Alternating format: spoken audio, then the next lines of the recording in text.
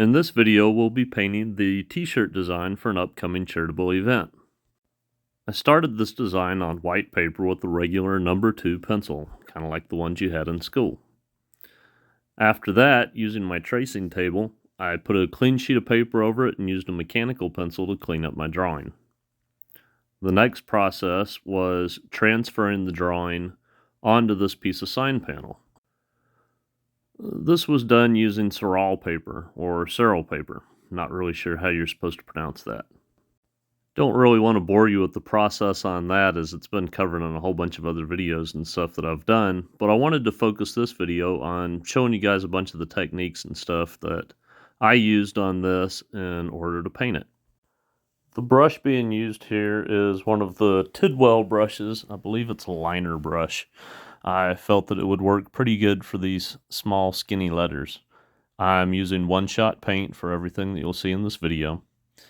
Chose to paint this and draw it all out by hand because the event that it's for is a Pinstriper's panel jam. And I thought it was a little bit more fitting to have our design all done by hand, especially since the theme on the shirt is not a dying art. So much stuff's done on computer nowadays. I thought that all the little the blemishes and flaws that you get from hand painting would be appropriate on this design. For these larger letters, I've switched over to a MAC, I believe it's a 169 lettering quill. I think this one's a size 2 or a 4, can't really remember. Was having some issues getting the paint to cover very well or to be very opaque, so you'll see in this me kind of going over it a lot to try and smooth out some of the brush strokes so that they don't show up quite as much. You'll also see me going back over parts of it, kind of second coating or helping smooth things out just a little bit more, so it's not done exactly in one stroke, even though I really wish it was. When I do have to second coat something like this when I'm working on it, and I don't want to wait 24 hours before putting the second coat on, a lot of times I get one letter done or mostly done, or maybe even sometimes a couple of letters, and then come back and second coat that other letter. The red tool that you just saw come out there is a smudge tool. Sometimes whenever the corners or other parts aren't quite right, you can use one of those to kind of push the paint back up into the corner. Thought it was important to show that because I don't always see people talk about that. Don't use it a whole lot, but every now and then it comes in handy.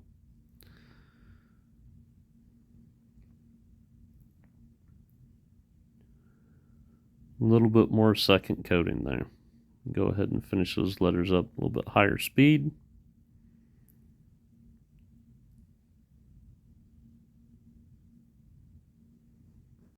And here, let's watch one letter in real time so you can get a feel for how fast it is that I'm actually painting these.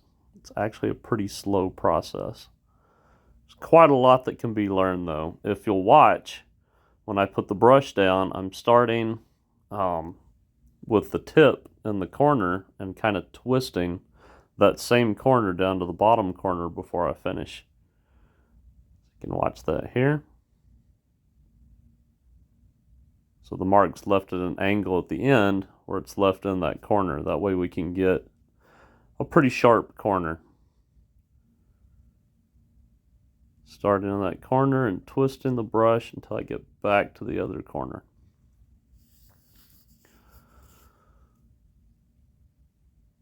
Sometimes you can use Scotch tape to have crisper corners at the top and the bottom, but again, really didn't want to do that for this design. Really kind of wanted to let a lot of the hand-done parts of it show through. I guess even though I am going to be scanning it and then cleaning it up a little bit in the computer, when I say cleaning it up, really just making the whites more opaque, getting rid of the black, and then I'm also going to have a gold color in here and making sure that looks solid for screen printing purposes.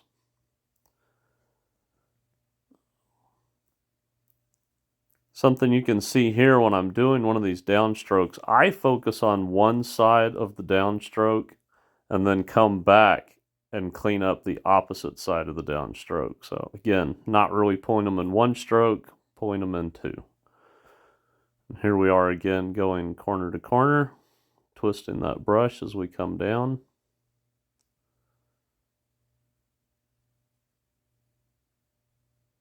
And right there with those two, I was watching the gap between both parts there as I was painting more so than anything else.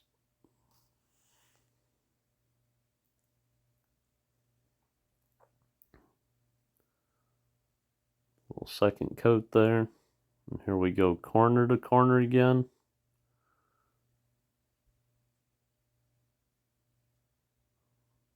Do the same thing across the bottom.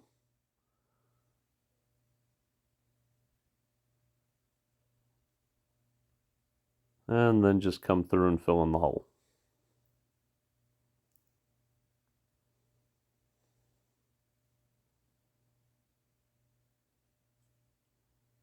So we're looking at somewhere around like 4 minutes, I think, on this one letter. So not the fastest. Some letter forms are a lot faster, scripts, casuals, but doing these kind of blocky letters like this, I'm not real well versed in the names of all the different letter styles.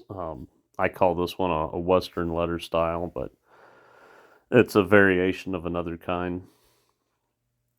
But basic techniques that are really being used over and over again is that starting in a corner, ending in a corner, and then again I'm kind of smoothing out the paint there. So I've switched back to that Tidwell brush to do the smaller lettering here at the bottom. Sped that up for y'all. And then we're going to do the pinstriping on this design. So once got our pinstriping brush cleaned out, we got our paint set up, I'm going to sit here and palette the brush. I thought I'd show you guys about how long it takes to get the brush set up, loaded with paint, and thinned out about right before we start pinstriping.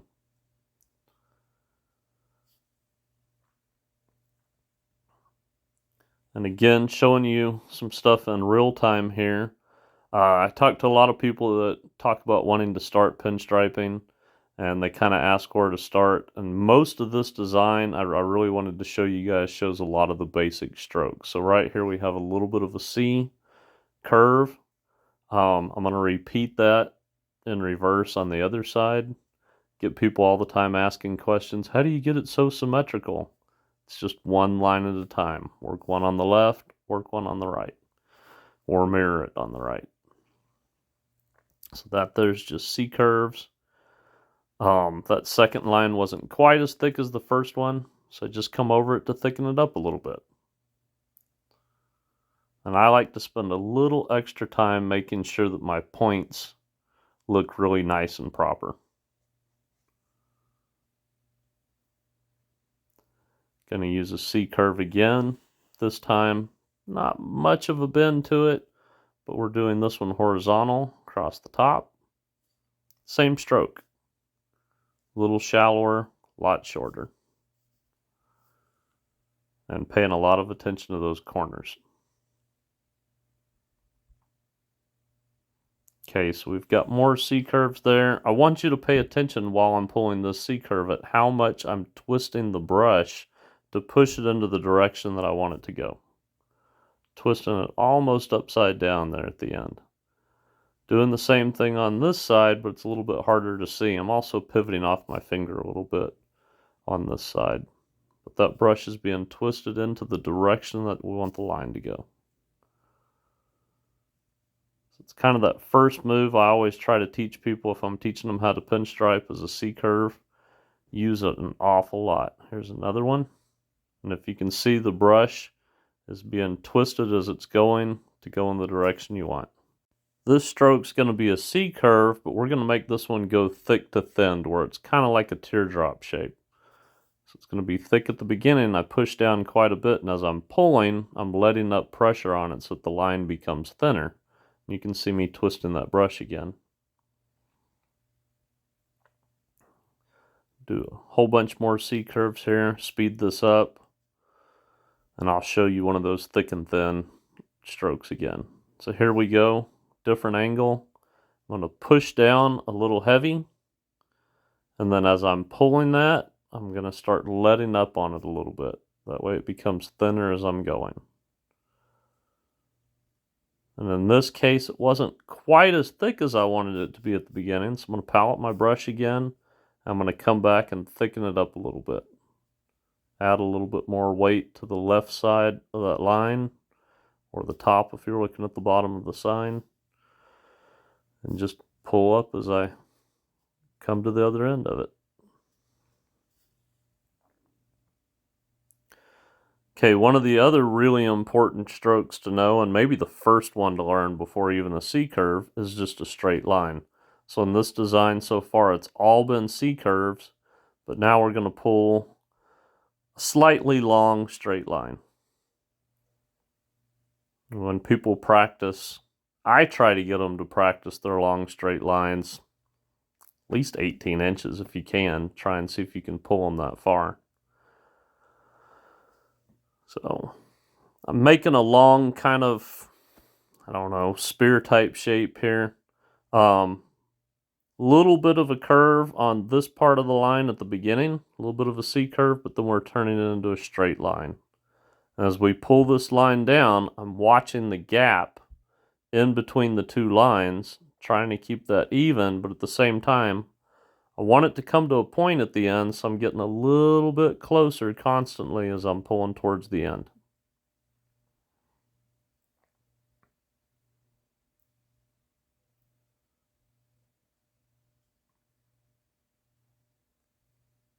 Go ahead and speed this up here and show you a whole bunch more C-curves again. Majority of the design work, and this one's all C-curves. So I've switched over to another brush here. This is a Alpha snake bite brush. It's a liner brush. Really like this brush for outlining. But for this design, to kind of help tie the letters a little bit more to the striping, I thought that it'd be a really good idea to just simply outline them, same width of line, with the same color as the pinstriping. So it kind of makes it all hold together. In art, we call that unity. Creating unity there. Very versatile little brush. Kind of turn on a dime, less than a dime. This is a good shot right here. It kind of shows as I'm painting, every time you see my hand get off screen, it's because I'm paletting. Pulling a long straight line over here. But what you'll notice is after every single line, almost every line, sometimes I might pull two, but after every line, I go and I palette my brush again. Helps keep the paint in it to where it's flowing right, kind of resets the hairs in it for the next stroke. If you don't do that, the paint on your brush is going to dry up where all the air is touching all the sides of the brush, and you're also going to start to run out of paint after a while, and your lines aren't going to pull nice. So paleting is extremely important. Okay, after this one was done, and I'm not showing you the finished thing, I'm doing my signature here, and I usually start with the center letter, work in one direction, come back and work the other. That way my signature is symmetrical.